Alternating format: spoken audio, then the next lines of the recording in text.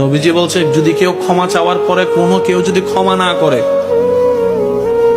সেজন্য আমি নবীর সুপারিশ আশা না করে। খুব মারাত্মক কথা কিন্তু। সেজন্য নবীজি বলছেন, হে আমার উম্মত, যা জামিলা হয়েছে, যার সাথে হয়েছে, তুমি ক্ষমা করে দাও, তুমি ক্ষমা করে দাও। সে ক্ষমা চাক না চাক, তুমি মাফ করে দাও।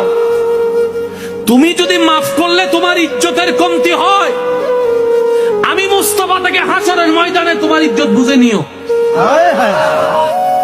বিশ্বাস করেন, প্রতিশোধের যতটুকু শান্তি, তার চাইতে বড় শান্তি হচ্ছে মাফ করে দেওয়া। আমাকেও বলার দরকার নাই, কাউকে শোনানোর দরকার নাই।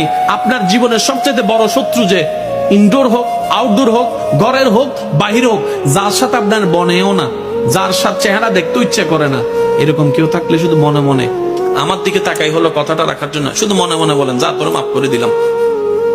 দেখবেন আপনার মনে এটা কেমন যেন একটা শান্তি লাগা শুরু করবে।